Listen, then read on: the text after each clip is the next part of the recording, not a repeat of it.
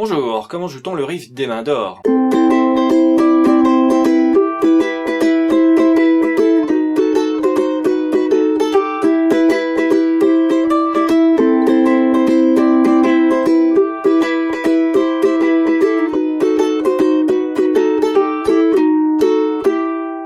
Première chose, on va jouer les empreintes, et après, avec les doigts qui nous restent de libre, on va jouer les notes de la mélodie, qui est comme ça. Je joue mon AM, 3, 3, 5, 3, 2, et je rajouterai le strum à la fin quand j'aurai tout appris.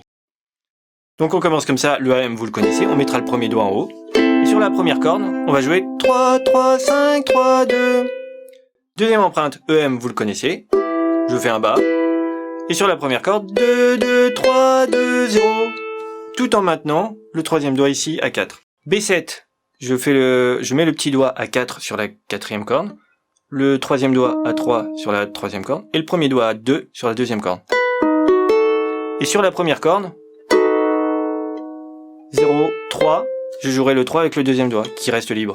0, 3, 2, et pour le 2, je replacerai mon premier doigt en demi-barré. 0, et le 3 à vide.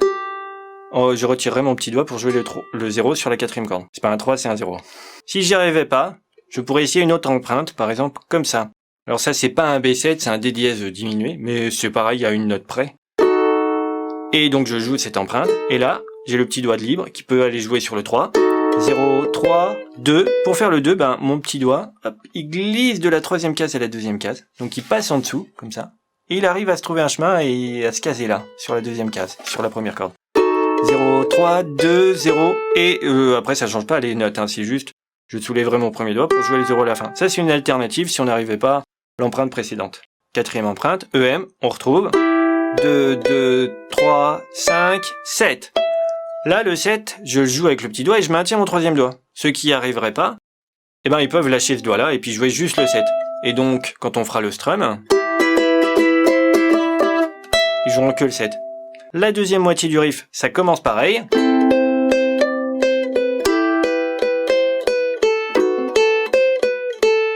Et la dernière mesure, c'est là où ça change. On a EM, B7, juste ces deux doigts. Les deux du milieu, les deux du bas. Et on glisse en plein et on peut retrouver cette empreinte. On n'est pas obligé de glisser, on peut aussi se replacer comme un EM classique. Enfin après, ça dépend... Enfin, ce qui compte, c'est d'avoir les bonnes cases. 0, 3, 4, 3. En tout cas, quand je suis là sur le B7, je glisse mon empreinte d'une case, et c'est bon. Et c'est facile. Ce qui est dur aussi pour ceux qui chantent, c'est de synchroniser cette syllabe, c'est ce bas avec le grand, quand on fait ça. Un grand... Ok? Et de pas partir. Un grand soleil noir, sinon ça fait trop long. Un grand soleil noir, et de démarrer comme ça. Bon, ça, c'était la petite subtilité pour ceux qui chanteraient après la suite de la chanson. Quand on connaît ça par cœur, on rajoute le strum. C'est du feu de camp. Le feu de camp, il y a plusieurs feux de camp, mais celui-là, c'est bas, bas, haut, haut, bas. Ok? Et ça, je le répète partout. En tout cas, sur les 7 premières mesures. J'ai mon empreinte de AM, bas, bas, haut, haut, bas.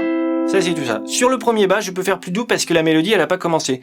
La mélodie, on la voit, c'est les notes en noir et un peu plus grosses, et les notes de l'accompagnement, c'est les notes en grise, les notes grises et plus petites. Donc je fais un bas pas fort, on va dire, et après, bas, haut, haut, bas.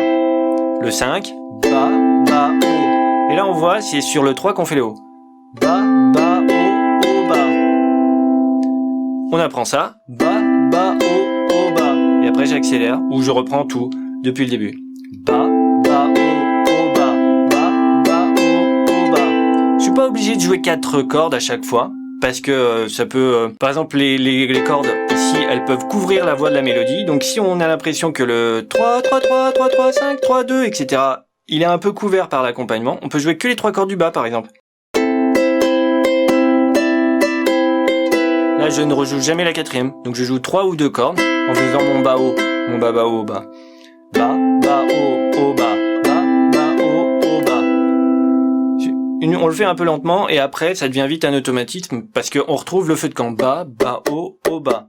Pouce, bas, haut, haut, bas. 5, bas, bas, haut, haut, bas. Bon, faut suivre la tablature, ça aide beaucoup de passer par l'écrit au lieu d'apprendre tout par l'oral. EM, pouce, et là, bas, haut, haut, bas. Deuxième moitié, bas, bas, haut, haut, bas. Et on voit quand ça change. C'est sur le haut, hein. Bas, bas, haut. 3, 3, 2. Bas, bas, haut, haut, bas. Et après, on peut reprendre à chaque fois depuis le début. Pouce, bas, haut, bas, bas, bas, haut, bas, EM.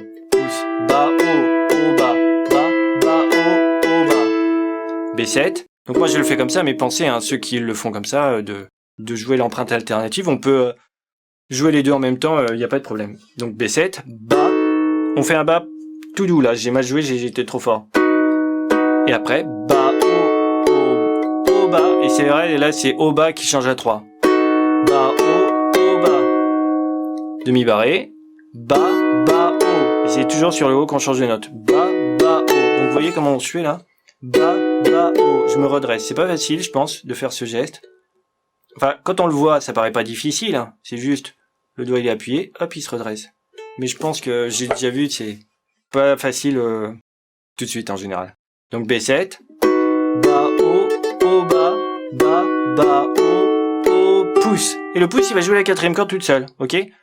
Donc quand on est là sur la deuxième moitié du B7, bas, bas, haut, pouce sur la quatrième corde.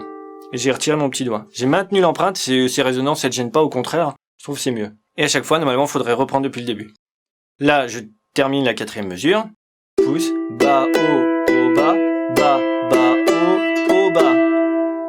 Je vais le faire avec les doigtés alternatifs quand on remplace le petit doigt, enfin le troisième doigt par le premier doigt. Pouce, bas, haut, bas, ça va. Je glisse mon premier doigt. Bas, bas, haut. Et là, haut, bas. Donc là, j'ai démanché, je pouvais faire ça aussi. Pouce, bas, haut, bas. Je glisse, bas, bas, haut, bas. Et si j'arrive pas à faire ni l'un ni l'autre, eh ben, pouce, bas, haut, bas, bas, bas, haut. Et le 7 tout seul.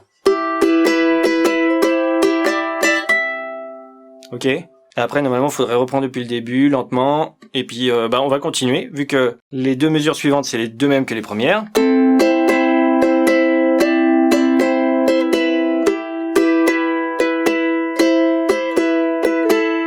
Le B7, c'est toujours la même chose.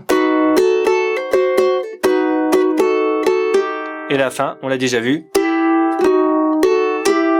On fait des bas partout, ça marche. On peut se plaquer même. Ça marcherait aussi. Si on a peur de pas contrôler le nombre de cordes qu'on joue, on peut plaquer. Ça marche aussi. Bah voilà, faut mémoriser tout ça et après, bon courage.